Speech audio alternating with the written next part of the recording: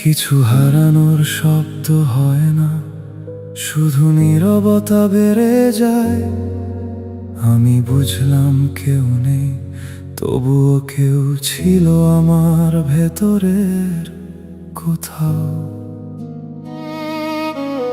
তোর নামটা আজও ডাকি না, ডাকলে যদি সত্যি হয়ে যাস।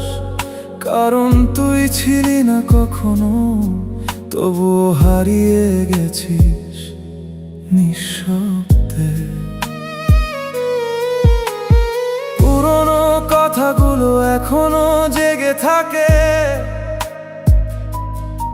রাতের অন্ধকারে আলো হয়ে। তোর খেয়েছিস তো বলা সেই শব্দগুলো, আজও বুকের ভেতর ধাক্কা দেয় চুপচাপে। কণ্ঠগুলো বাজে একা একা, কিন্তু সেই স্বরটা আর আমার নয়। আমি নিজেকেই বোঝাই কিছুই ছিল না, তবুও কেন সব কিছু মনে হয়। তুই কি সত্যি ছিলি, নাকি আমার কল্পনার ভেতর গড়া এক শহর, যেখানে শুধু তোরই হাসি আর আমার একলা অপেক্ষা। আমি ছুঁতে পারিনি তোকে, তবুও স্পর্শটা রয়ে গেছে।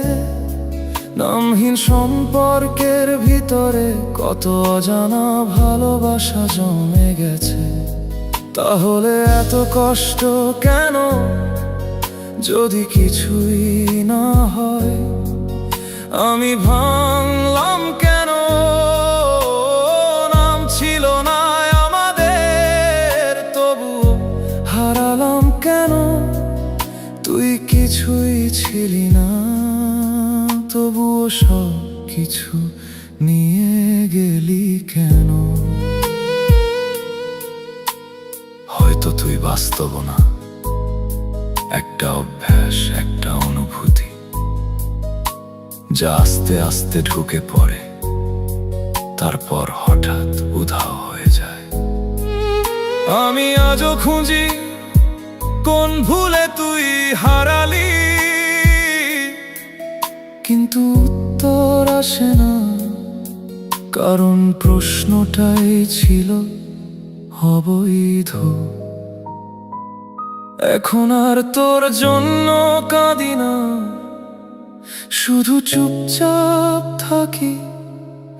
কারণ এই কষ্টের কোনো নাম নেই, তবু এইটাই আমার জীবনের সবচেয়ে সত্যি গল্প।